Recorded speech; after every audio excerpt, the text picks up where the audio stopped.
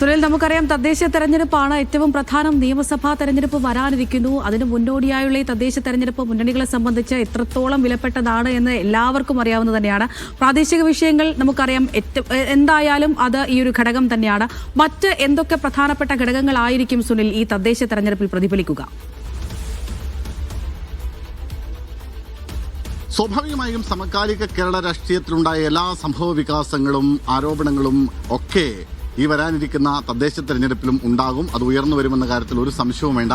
UDF-നെ സംബന്ധിച്ച് UDF ഉടൻ നിലവിൽ പ്രഖ്യാപിച്ചു കഴിഞ്ഞിട്ടുണ്ട്. അതായത് സ്വർണ്ണപ്പാളി വിവാദം അടക്കമുള്ള വിഷയങ്ങളായിരിക്കും ഈ തെരഞ്ഞെടുപ്പിൽ UDF പ്രധാന പ്രചാരണ വിഷയമാക്കുക എന്ന് പ്രഖ്യാപിച്ചു കഴിഞ്ഞിട്ടുണ്ട്. അതുമായി ബന്ധപ്പെട്ട പ്രചാരണ പരിപാടികൾക്കൊക്കെ അവർ തുടക്കം കുറിക്കുകയും ചെയ്തിട്ടുണ്ട്. ഏറ്റവും ഒടുവിലൊക്കെ നമ്മൾ കണ്ടതാണ് ദേവസ്വം മന്ത്രി അടക്കമുള്ളവ, ദേവസ്വം പ്രസിഡന്റ് അടക്കമുള്ള ആളുകളുടെയൊക്കെ രാജിയിറക്കം ആവശ്യപ്പെട്ടുകൊണ്ട് ഇത് വലിയ പ്രചാരണ വിഷയമാക്കി UDF ഉയർത്തിക്കൊണ്ട് വരുന്നുണ്ട്. ഒപ്പം ഈ അടുത്ത കാലത്ത് ഉയർന്നു വന്നിട്ടുള്ള നിരവധി വിഷയങ്ങളുണ്ട്. അത്തരം വിഷയങ്ങളൊക്കെ സർക്കാരിനെതിരായി ഉയർത്തിക്കൊണ്ടുവരാൻ കഴിയുമെന്ന പ്രതീക്ഷയിലാണ് UDF ഉള്ളത്.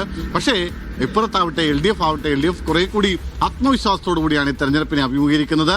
കാരണം വലിയ തോതിലുള്ള ക്ഷേമ പ്രഖ്യാപനങ്ങൾ കഴിഞ്ഞ കുറച്ച് ദിവസങ്ങളെ മുമ്പ് മുഖ്യമന്ത്രി നടത്തിയിരുന്നു. അതിന്റെ ക്ഷേമ പെൻഷന്റെ വിതരണമൊക്കെ ആരംഭിച്ചു കഴിഞ്ഞിട്ടുണ്ട്. പലയിടത്തും ആ ക്ഷേമ പെൻഷന്റെ വിതരണമൊക്കെ ഏതാണ്ട് അവസാന ഘട്ടത്തിലേക്ക് എത്തിക്കഴിഞ്ഞിട്ടുണ്ട്. അങ്ങനെ 2000 രൂപയായി ക്ഷേമ പെൻഷൻ വർദ്ധിപ്പിക്കുന്നു, DA വർദ്ധിപ്പിച്ചു കൊടുക്കുന്നു. നിരവധി അത്തരം അനവധി പ്രഖ്യാപനങ്ങൾ ഉണ്ടായിട്ടുണ്ട്. മാത്രമല്ല, ഈ ശബരിമല വിവാദങ്ങളിൽ നിന്ന് തടിയൂരുക എന്ന ലക്ഷ്യത്തോടു കൂടി, അല്ലെങ്കിൽ അതിനെ മറികടക്കുക എന്ന ലക്ഷ്യത്തോടു കൂടിയാണ് പുതിയ ദേവസ്വം പ്രസിഡന്റിനെ നിയമിക്കുന്നു. ജനകീയനായ മുൻ IAS ഉദ്യോഗസ്ഥനെ ജയകുമാറിനെ അദ്ദേഹത്തെ ദേവസ്വം പ്രസിഡന്റാക്കി നിയമിക്കുന്നു. അത്തരത്തിൽ വിവാദങ്ങളിൽ നിന്ന് മറികടക്കാനുള്ള ശ്രമമാണ് ഈ നിയമനങ്ങളിലൂടെ LDF നടത്തിയത്. അങ്ങനെ മൊത്തത്തിൽ അനുകൂലമായ ഒരു തരംഗമുണ്ട് എന്ന് LDF കണക്ക് കൂട്ടുന്നുണ്ട്. BJP ആവട്ടെ ചില സ്ഥലങ്ങളിൽ, പ്രത്യേകിച്ച് തിരുവനന്തപുരം കോർപ്പറേഷനൊക്കെ പോലുള്ള പാലക്കാട് അടക്കമുള്ള സ്ഥലങ്ങളിലൊക്കെ അവർക്കും അവരുടേതായ എന്തെങ്കിലും ഒരു മൂവ്മെന്റ് നടത്താൻ കഴിയുമോ എന്നുള്ള ശ്രമം അവർ നടത്തുന്നുണ്ട്. തിരുവനന്തപുരത്തൊക്കെ BJP അവരുടെ സംസ്ഥാന അധ്യക്ഷനെ തന്നെ രംഗത്തിറക്കി കളത്തിലിറക്കിയുള്ള പ്രചാരണ പ്രവർത്തനങ്ങളൊക്കെയാണ് നടത്തിക്കൊണ്ടിരിക്കുന്നത്. അതൊക്കെ എത്രത്തോളം ഫലം കാണുമെന്ന് കാത്തിരുന്ന് കാണേണ്ടതാണ്. കാരണം ഈ തദ്ദേശ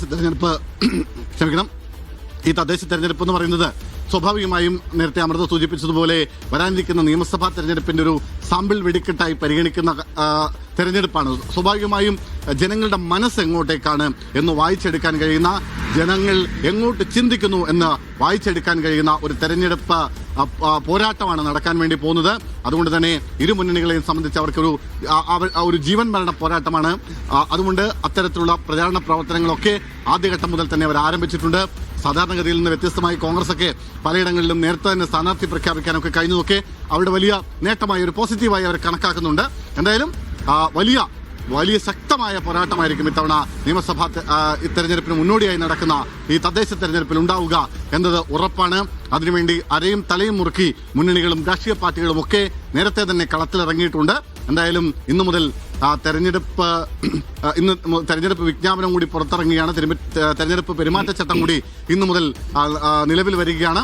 സ്വാഭാവികമായും വലിയ ആരവത്തിലേക്ക്, വലിയ തെരഞ്ഞെടുപ്പ് ചൂടിലേക്ക് കേരളം കടക്കുകയാണ്.